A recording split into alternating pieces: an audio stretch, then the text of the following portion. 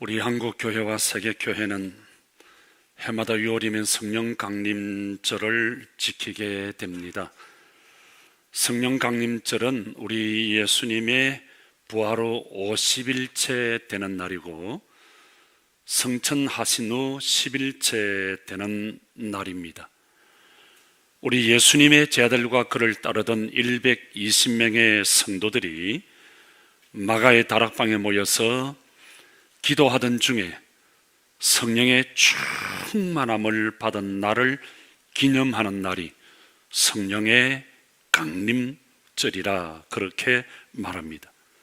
사실 우리 기독교에서는 이 성령 강림절이 얼마나 중요하냐 하면 부활절, 성탄절과 함께 3대 절기라 할 수 있을 만큼 아주 중요한 그런 절기입니다. 특별히 성령 강림절은 교회 시작을 알리는, 교회 탄생을 알리는 그런 절기고요. 유독의 중요한 절기가 하나 있죠. 유월절, 또 오순절에 일어난 이런 날이 바로 성령 강림절입니다. 오순절 성령 강림에 대해서 누가는 오늘 사도행전 2장 본문에서 이렇게 말하고 있죠. 오순절 날에 그들이 다 같이 한 곳에 모였다. 2절에 보면 호련히 하늘로부터 급하고 강한 바람 소리가 있었다. 그리고 그들이 앉은 온 집에 가득했다. 3절은 뭐라 그러죠? 마치 불의 해처럼 갈라지는 것들이 보였다.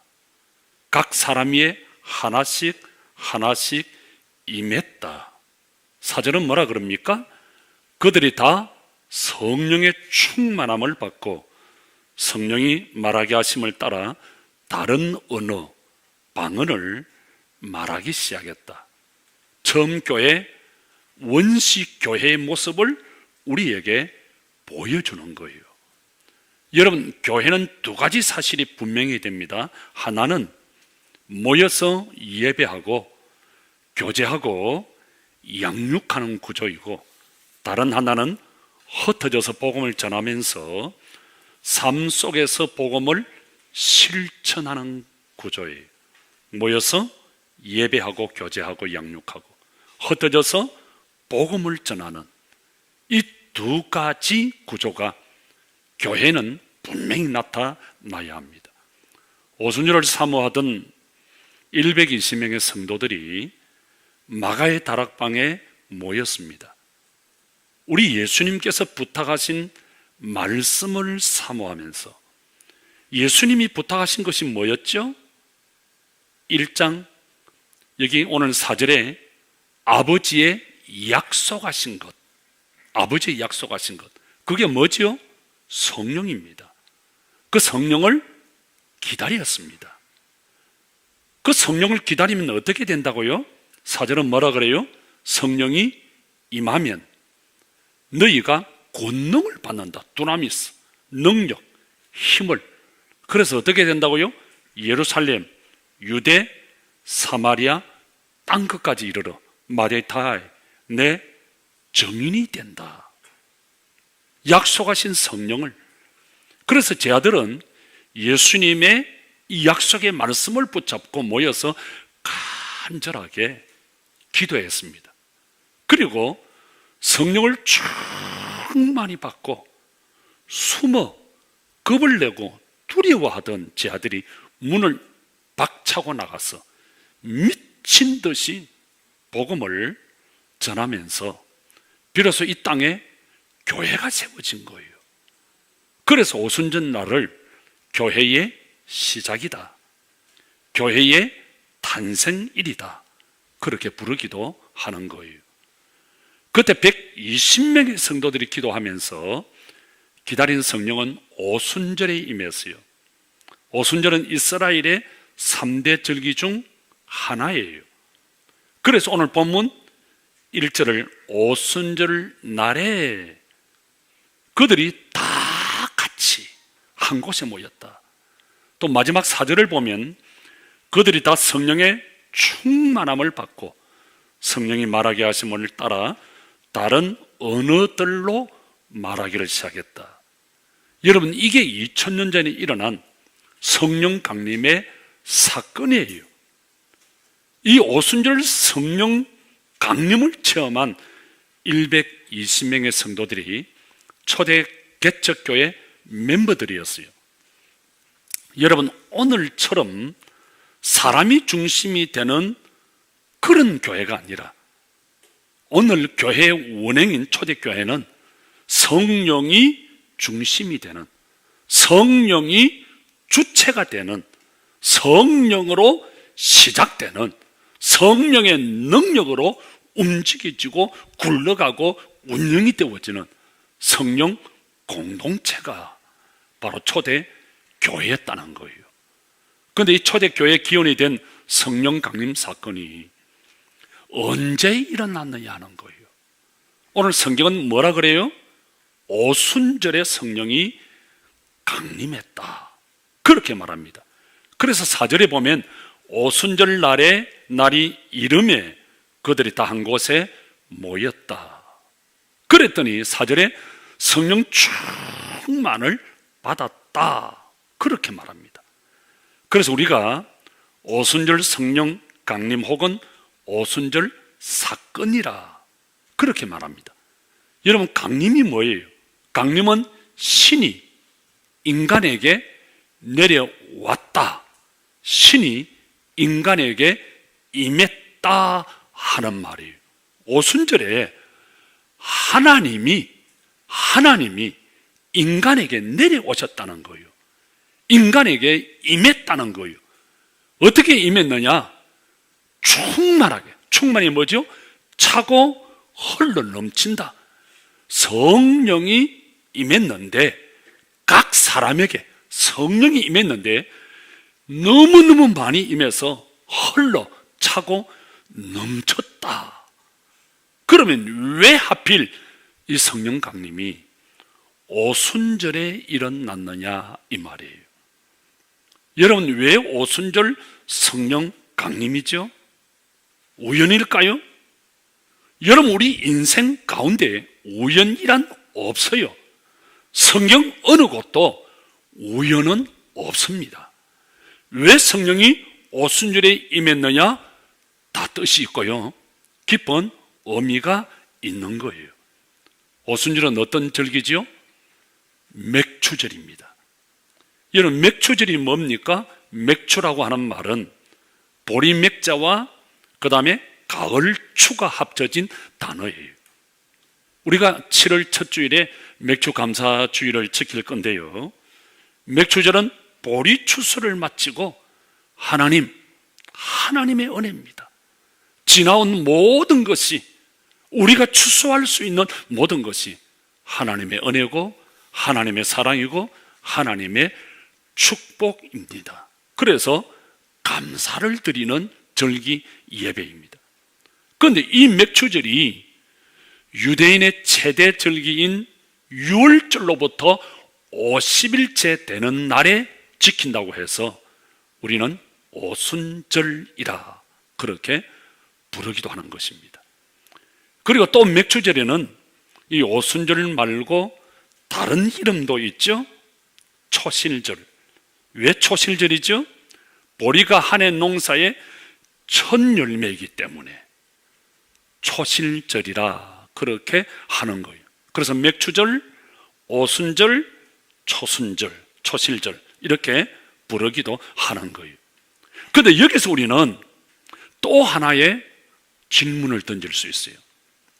초실절인 이 오순절을 기해서 교회 시대의 첫 열매인 성령이 강림했다고 한다면, 그러면 그 이전에는 성령의 강림이 없었느냐, 성령의 역사가 없었느냐 하는 거예요.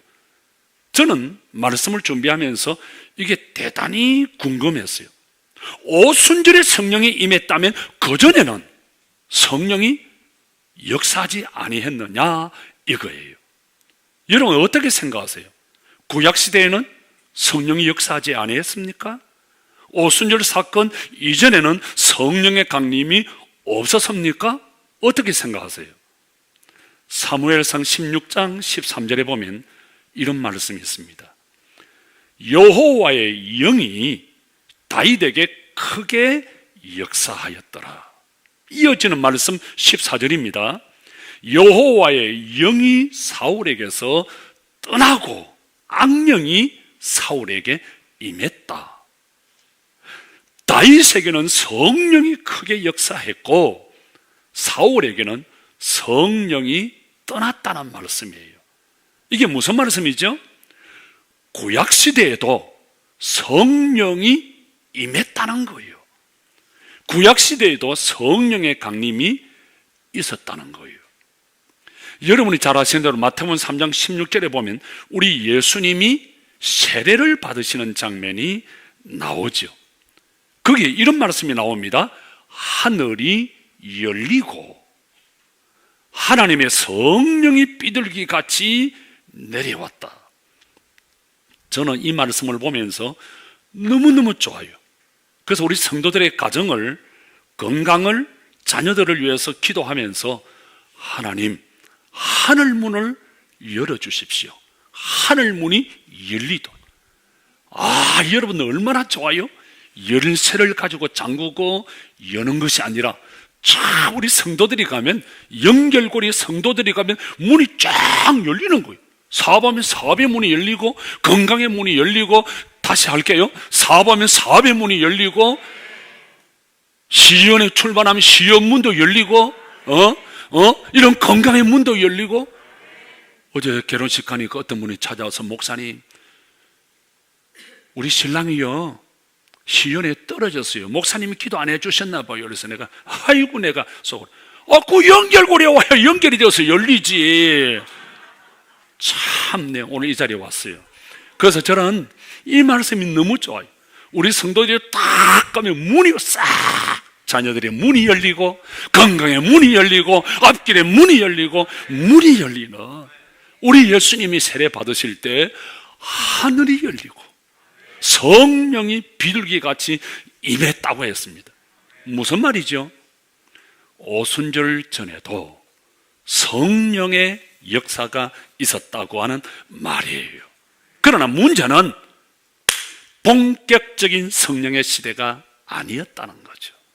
부분적으로, 잠정적으로, 한시적으로 필요한 때에, 하나님의 때에 성령이 역사하셨지만 구속사적인 의미에서 볼 때 그때는 아직 성령이 주관하는, 성령이 역사의 주체는 아니었다는 거죠.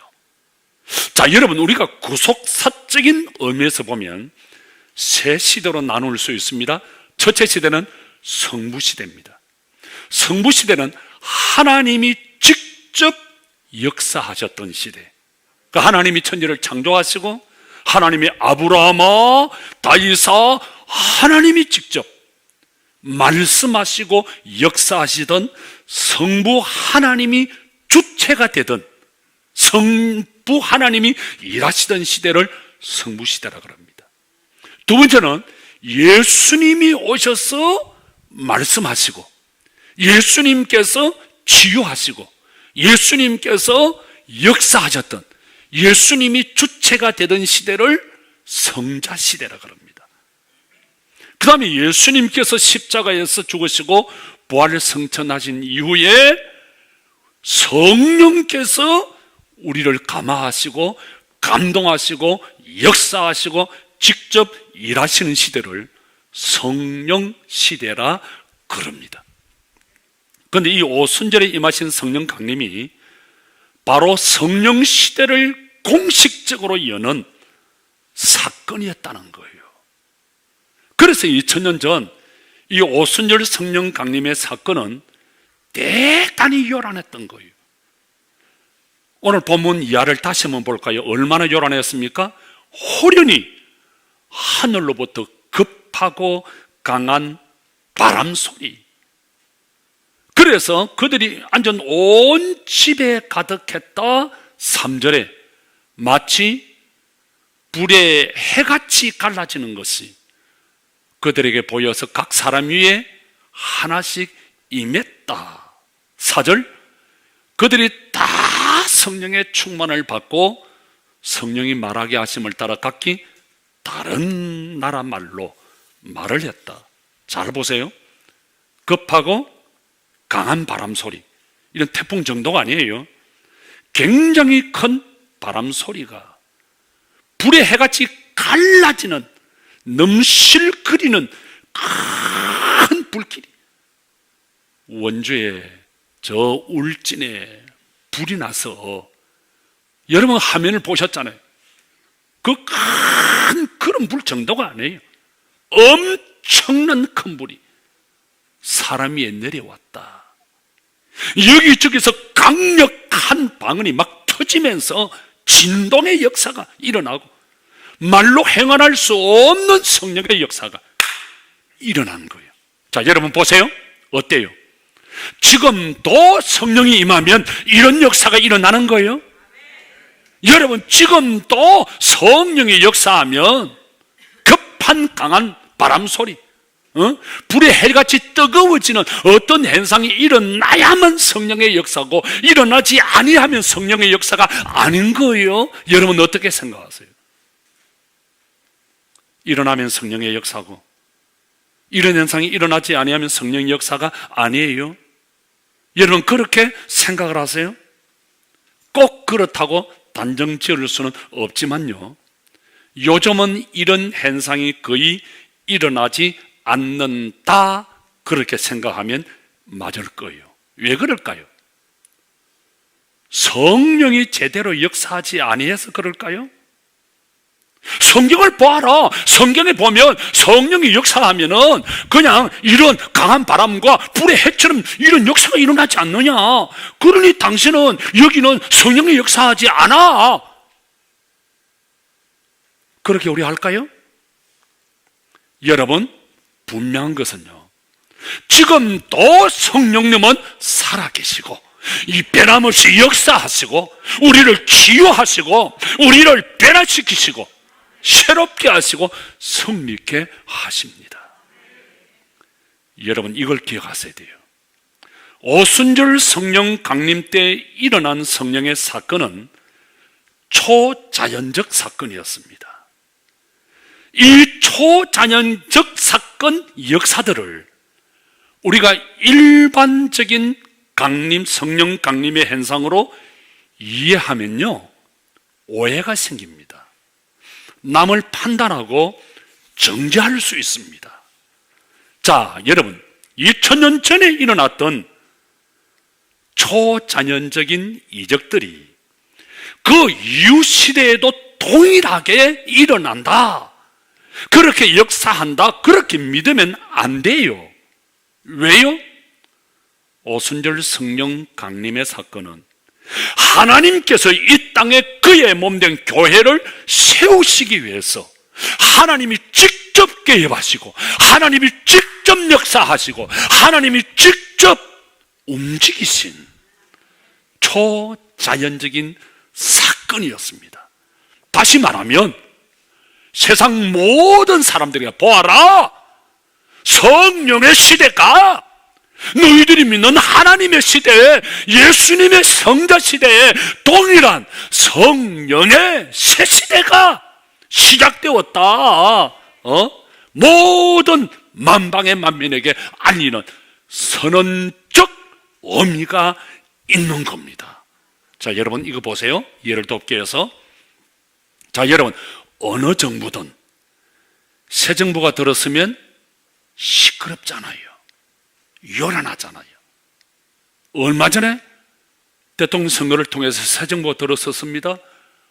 아이고, 뉴스만 틀면 시끄러워. 축제야. 뭐 매일매일 인수위원회가 어떻고 침식위원회가 어떻고 뭐 그냥 청와대를 옮기니 많이 만박구를 떠들고, 시끄러워. 뭐 집무실이 어떻고 시끌벅적.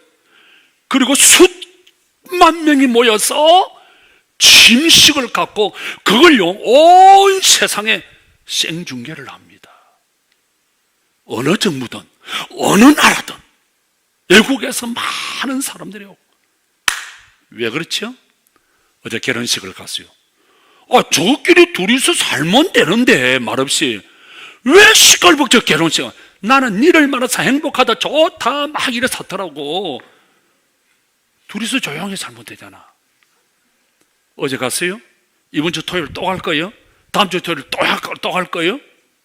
왜 결혼식 하죠? 알리는 거예요. 새 가정을 이루었다. 그리고 모든 사람들이 와서 축하하는 거예요. 우리 부부라는 거예요. 이해하시겠어요? 성령의 새 시대가 성부 하나님이 역사하고 성자 예수님이 역사하던, 그리고 성령의 새 시대가 누구도 부인할 수 없는, 누구도 거역할 수 없는 성령의 새 시대가 왔다는 확실한 물증을 제시할 필요가 있었기 때문에 그런 퍼포먼스가 필요한 거예요. 그래서 초자연적인 이런 현상이 성령이 강렬하게 임했던 거예요. 그러나 지금은 그럴 필요가 없어요. 제가 지금 나 결혼한다 떠들고 다니면 여러분들이 뭐라 그러겠어요? 할 필요가 없잖아요. 그죠?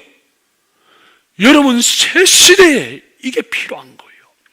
보라, 성령의 시대다. 성령께서 이렇게 너에게 임했다. 역사를 할 것이다.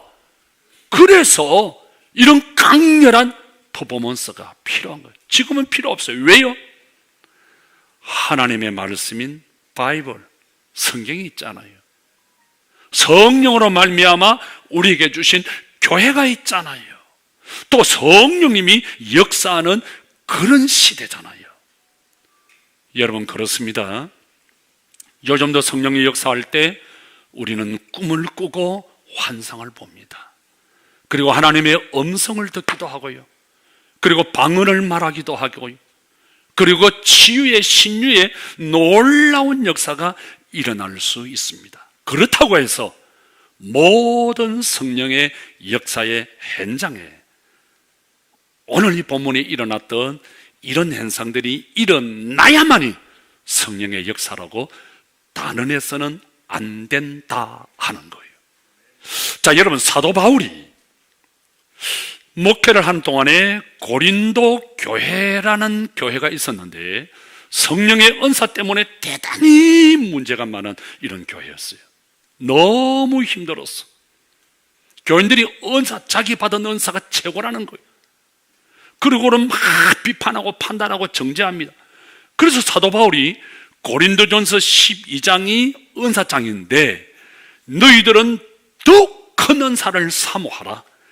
너희들이 받은 은사가 크고 최고라고 하는데 진짜 큰 은사가 있다. 그 큰 은사가 뭐냐? 고린도서 13장에 사랑이 없으면 아무것도 아니다. 그렇게 말을 하면서 고린도전서 12장 3절에 보면 가장 확실한 성령의 역사는, 잘 들으세요, 예수님을 나의 구주로 믿는 것이라, 이렇게 말합니다. 그리고는 성령으로 아니하고는 누구든지 예수님을 주라고 부를 수가 없다, 그렇게 말합니다. 자, 여러분, 우리 예수님도 이 세상에서 어느 누구도 성령의 역사 인도 없이는 예수님을 나의 구주라고 고백할 수 없다고 했습니다. 자, 여러분 준비하시고요, 크게 대답을 하세요. 여러분에게 질문을 던집니다. 여러분은 정말 예수님을 나의 주로 믿습니까? 아멘. 오케이? 아멘. 영어가 되는 분은 오케이도 됩니다. 자, 여러분, 그러면 여러분들은 성령 받은 사람이에요. 문제는 성령의 충만을 받아야 하는 거예요. 여러분, 우리 예수님도 이 초자연적인 어떤 이상하고 신비로운 것에 성령 강림 역사를 두지 아니었어요. 우리는 성령 강림, 역사하면 어때요? 좀 이상한 거 생각해요. 3, 40년 전 기억하시나요? 목사님들이 교회가 잘 안 되는 거예요. 장로님들이, 권사님들이 말을 잘 안 듣고 교인들이 말을 잘 안 듣는 것 같고 뭔가 보여줘야 되겠는데, 그래가지고 캐나다나 미국 가서 이상한 걸 배워가지고 갑자기 설교하다가 성가대 일어나 샥! 오! 다 넘어가. 사는 눈이 똥거리고 오! 성령이 역사하네. 성령. 그리고 이 줄 일어나세요. 샥! 장풍 샥! 다 넘어져. 샥! 다 넘어. 난 아무래도 안 넘어지잖아. 두 손으로 해봐야 되겠다. 안 넘어지잖아요. 샥! 안 넘어지네. 샥! 문제가 생기기 시작한 거예요. 저는 심각한 고민에 빠진 거예요. 저는 성령이라는 책은 죄다 읽었어요. 여기 대해서 관심이 너무 많아가지고 40년 전부터 50년 되죠. 성령에 관한 책들, 논문들. 그래서 직접 이걸 들고 캐나다에도 갔어요. 미국도 갔어요. 성령이 역사하는 곳에 제가 직접 보고 싶었어. 여러분, 항상 우리는 대답을 어디서 찾아야 돼요? 캐나다에서 답을 찾아야 돼요? 미국에서 찾아야 돼요? 아니면 아프리카에서 찾아야 돼요? 성경에서, 예수님에게서 길을 물어야 됩니다. 예수님에게서. 우리는 성령 하면은 이상하게 생각해요. 어떤 요란한, 어떤 신비로운 것. 우리 예수님은 어떻게 생각하셨느냐? 요한복음 14장 16절에 보면요, 잘 보세요. 내가 아버지께 구하겠으니, 내가 예수님이 하나님 아버지께 부탁을 하는데, 그러면 그가 하나님이 또 다른 보혜사를 주신다. 왜 주신다고요? 영원토록 너희와 창수와 종석이와 함께 하시기 위해서 성령님을 주신다는 거예요. 여러분, 이거 중요한 겁니다. 그 다음 18절 보세요. 내가 너희를, 종석아, 대답 안 하니까 배우나, 대선아, 대답 안 하니까 창수야, 내가 너희를 고아와 같이 버려두지 아니하시고 다른 보혜사. 다른 보혜사가 뭡니까? 성령을 창수 너에게, 종석이 너에게 보내는데, 왜 보낸다고요? 영원토록 함께 있도록. 할렐루야. 여러분, 다른 데서 이상한 것에서 길을 찾으려 하지 마세요. 왜 성령? 하나님께서 우리에게 보내신 성령이에요. 예수님께서 하나님에게 부탁해서 우리에게 내려주신. 왜? 창수야, 종석아, 내가 너와 함께 하도록 하겠다.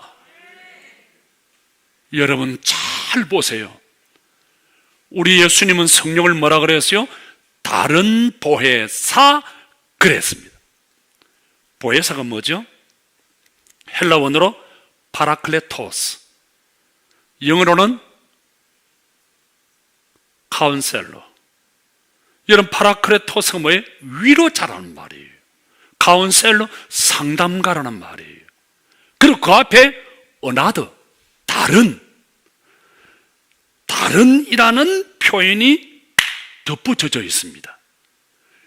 여러분, 우리 예수님의 전공이 뭔지 아세요? 항상 질문에 답이 있습니다.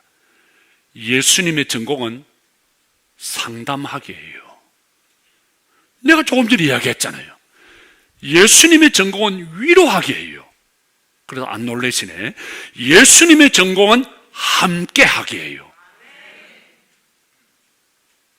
우리를 돕기 위해서, 우리와 함께 하기 위해서, 우리에게 격려 주고 힘 주기 위해서 하나님이 우리에게 보내신 하나님이에요. 왜? 영원토록 함께 하기 위해서. 우리의 연약함을 아시고, 우리의 외로움을 아시고, 우리의 아픔을 아시고, 우리의 고통을 아시고, 우리를 치유하기 위해서, 우리를 승리하기 위해서, 우리를 천국까지 가이드하기 위해서, 인도하기 위해서. 그래서 여러분, 성령은 진리의 영이에요. 세상 사람들은 몰라요. 죽었다 깨어나도 진리의 영이기 때문에, 진리, 예수를 모르면, 예수를 믿지 아니하면 상관이 없어요. 볼 수도 없고요, 알 수도 없고요, 인도받을 수도 없어요. 왜? 진리의 영이기 때문에. 그래서 성령은 예수를 믿는 우리 성도들만 알 수 있고, 예수를 믿는 우리 성도들에게만 역사하는 이유는 보혜사 성령님이에요. 믿는 자들과 함께, 믿는 자 속에서 역사하시는 성령님. 그래서 헬라어로 파라클레토스라는 말을, 파라 하는 말은 게테서, 클레토스 하는 말은 부르다. 우리를 돕기 위해서 하나님이 부르셨다. 우리를 돕도록 하나님이 부르셨다. 그래서 여러분, 하나님이 인간의 몸을 입고 이 땅에 오신 거예요. 여러분, 메리 크리스마스 한 거예요. 여러분, 하나님께서 우리에게 보내어 주셨어요. 우리와 함께 하도록 파라클레토스 성령님을 우리에게 보내주셨어요. 우리 곁에서 우리를 돕는 파라클레토스, 우리 보혜사를, 성령님을 우리에게 보내어 주셨어요. 이 험한 세상, 이 힘든 세상, 사업 잘하라고, 인생을 더 멋지게 살아가라고, 승리하라고, 더 행복하라고, 더 건강하라고 보혜사 성령님을 하나님께서, 예수님께서 우리에게 보내어 주셨어요. 종서가 힘들지? 내가 너와 함께한다. 창수야, 두려워하지 말라, 놀라지 말라, 내가 너와 함께한다. 병훈아, 내가 너와 함께한다. 대선아, 내가 너와 함께한다. 놀라지 마, 걱정하지 마, 내가 너와 함께한다. 이것이 성령님께서 우리에게 보내주신. 그러면 문제는, 다른 보혜사이신 성령님은 구체적으로 우리의 무엇을 도우실까요? 가장 먼저 우리의 연약한 믿음을 도우십니다. 요한복음 14장 17절, 진리의 성령은. 그래서 진리 예수를 모르는 사람들은 성령을 알 수도 없어요. 볼 수도 없어요. 전혀 상관이 없어요. 그래서 세상 사람들은 그를 보지도 못하고 알지도 못하고, 그러나 너희는 안다. 그는, 성령은 너희와 함께 거하시며 너희 속에 계신다. 여러분 기억하세요. 보혜사 성령님은요, 예수를 믿는 자 속에서 역사하고 믿는 자 안에서 역사하고 치유하고 회복하고 새롭게 하십니다. 사랑하는 성도 여러분, 우리 가운데 어느 누구도 내 힘으로 예수를 믿을 수 있는 사람은 아무도 없어요. 여러분 생각해 보세요. 2000년 전 팔레스타인에서 태어난 젊은이, 희한한 말씀을 전하죠. 그리고는 마지막에 십자가에 못 박혀 죽습니다. 왜요? 신성모독죄로 사람들이 다 떠났어요. 여러분 예수님의 제자들 보세요. 그 제자들도 그렇게 떠나잖아요. 그런데 오고 가는 세대에 수많은 사람들이 그 십자가의 예수님 앞에 무릎을 꿇고 예수님은 나의 구주이십니다. 여러분이 맨정신으로 되는 일이에요? 이게 제정신으로 될까요? 성령의 감동 없이는, 성령의 씌우지 아니하고는, 씌임을 받지 않고는 있을 수 없는 일이에요. 여러분, 우리가 예수를 고백한다, 믿는다, 이 시간 예배 드린다, 성령의 인도 아니고서는, 성령의 역사 아니고서는 이 자리에 앉아 있을 수 없는 거예요. 사랑하는 성도 여러분, 12제자들을 보세요.